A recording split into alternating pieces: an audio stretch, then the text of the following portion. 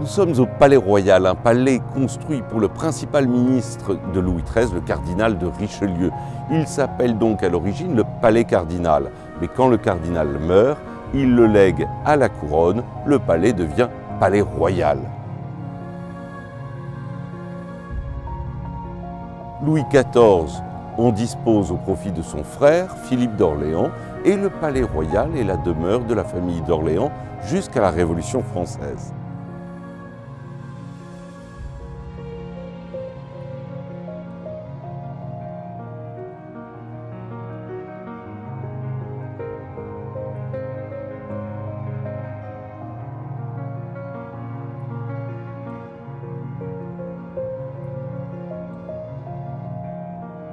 Il connaît au XVIIIe siècle une très importante transformation avec le lotissement sur le jardin de 3 ailes par l'architecte Victor Louis. C'est une opération de spéculation immobilière. Il crée 180 arcades qui constituent autant de locaux commerciaux. C'est le premier centre commercial d'Europe. On l'appellera donc le Palais commerçant pour l'opposer au Palais Royal où se situe la résidence des princes.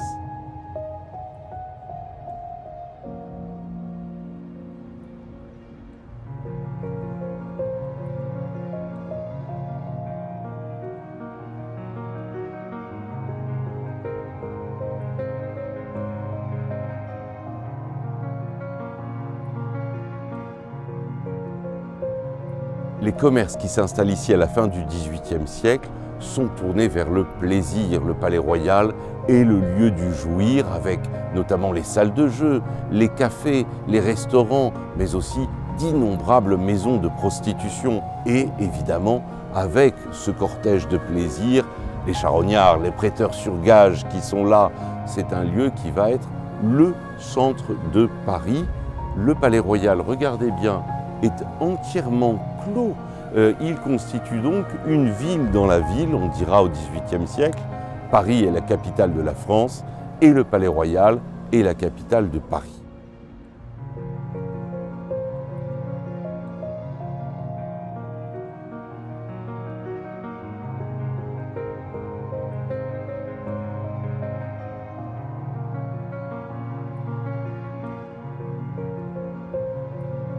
En 1830, Louis-Philippe d'Orléans devient roi des Français.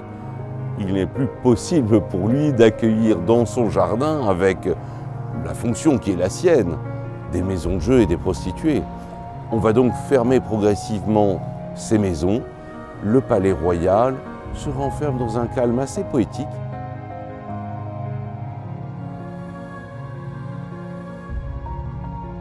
C'est pour cela précisément que Jean Cocteau ou encore l'écrivain Colette y établissent leur résidence au XXe siècle.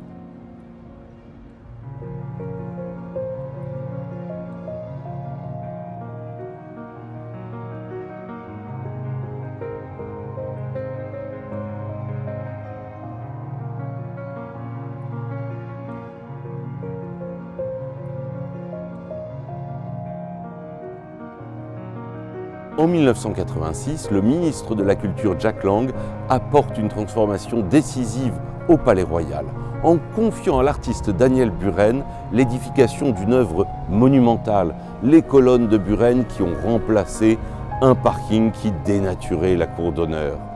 Quoique très contestées au moment de leur construction, ces colonnes sont aujourd'hui le point d'attraction principal du Palais Royal.